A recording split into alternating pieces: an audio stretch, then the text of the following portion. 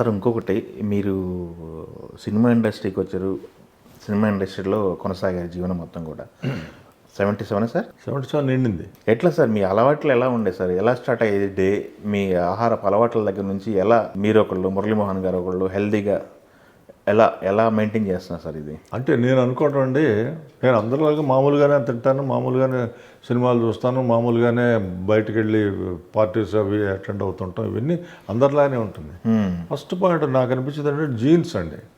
అంటే మా అమ్మ నాన్నగారు ఇచ్చినటువంటి ఒక వరం మనకి హెల్తీగా ఉండడానికి కారణం.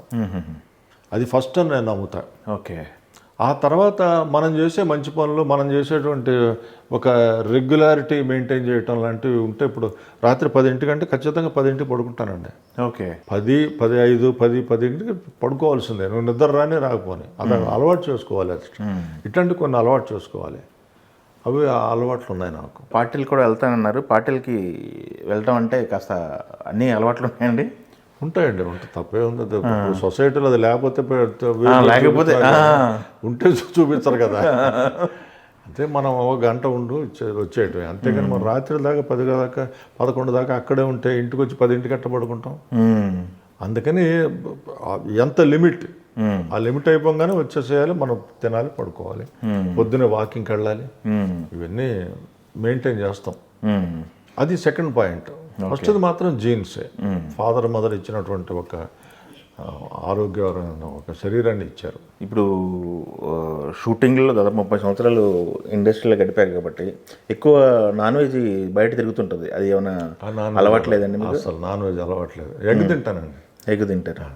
ఓకే. ఎగ్ రోజు బాయిల్డ్ ఎగ్ ఒకటి పొద్దునే తింటాను, అంతే తప్పితే ఇంకా మిగతా నాన్ వెజ్ ఓకే. గుడ్ అండి.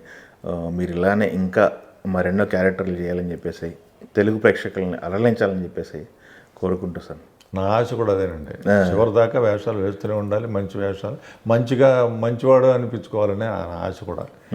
మరి మీ మాట ఈ క్షణంలో నిజమైతే బాగుంటుంది అనిపిస్తుంది. అయ్యో భలేవాళ్ళు సార్, మీరు ఇప్పటికీ చెప్పారు, ఇందాక ఓపెన్ ఆఫర్ చెప్పారు అందరికి, క్యారెక్టర్లు రాసుకునే వాళ్ళకి నేను చేయడానికి రెడీగా ఉన్నానని చెప్పి. అయ్యో వస్తూనే ఉంటారండి, వచ్చినే ఉంటాయి ఆ అవకాశాలు. వింటారు స్టోరీలు చెప్తుంటారా? స్టోరీ చెప్పడం అంటే క్యారెక్టర్ చెప్తారండి నాకు. వాళ్ళ సినిమా స్టోరీ అంతా చెప్పరు, నా క్యారెక్టర్ ఏంటో చెప్తారు.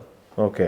నా క్యారెక్టర్ ఏంటి, ఎట్లా, ఎటువంటి మిగతా ఆర్టిస్టులు ఎవరెవరు, మీ కాంబినేషన్స్ ఏంటి, అవి చెప్తారు. ఇబ్బంది పడ్డారా? రెమ్యునరేషన్ మాట్లాడే సందర్భాల్లో ఇబ్బంది పడ్డారా? మాట్లాడలేదు సార్. ఇప్పుడు ఏముందండి, ఇప్పుడు ₹1,00,000 అడిగాము, అది ఇచ్చాడు అనుకోండి, దాంతో నేను ఏమన్నా ఒక తాజ్మహల్ కట్టగలనా? ఒకవేళ నేను 50,000 అడిగాను, వాడు 10,000 ఇస్తాన్నాడు, ఏమైనా నష్టపోతున్నానా? 3 పూట్ల తింటూనే ఉన్నాగా ఆ 10,000తో కూడా. ఎందుకు అంతంత? ఇప్పుడు నేను ఇంతని చెప్తాను, లేదు సార్ ఇంత చేసుకోండి అంటారు, కాదులేవే వయా మీడియా వద్దాం అంటాను, సరే సార్ అంటారు, ఇస్తారు వేషం. ఓకే. ఇబ్బంది పెట్టి మాట్లాడుకుంది ఇచ్చిన వాళ్ళు ఉన్నారా? వాళ్ళు ఒకళ్ళు ఇద్దరు ఉన్నారండి, అంతేగాని మిగతా వాళ్ళందరూ ఇచ్చారు. ఇవ్వని వాళ్ళు పెద్దవాళ్ళే ఉన్నారు, వాళ్ళు కొంచెం ఇబ్బంది పెట్టారు, వదిలేసాం. ఇప్పుడు అదే పట్టుకొని నాకు ఈయన ఇవ్వలేదు అంటే నీకు అనారోగ్యం వస్తుంది తప్పితే వాడు హాయిగానే ఉంటున్నాడు కదా, ఎందుకు మనకి అదే చెప్పారు. మరి మా అసోసియేషన్లో ఏమని చెప్పారు? మాలో వేస్ట్ అండి. దానికి ఒక కాగితం పెట్టాలి, దానికి ఇది చేయాలి, ఇవన్నీ ఉంటాయి. అవన్నీను అవి ఎప్పటికి తేలినో తెలియదు. కానీ ఒక్కసారి మాత్రం పెట్టాను, నాకు న్యాయం జరిగింది. సత్యనారాయణ స్వామి మహత్యం అని ఒక సినిమా ఏదో వచ్చిందండి, దాంట్లో యాక్ట్ చేశాను.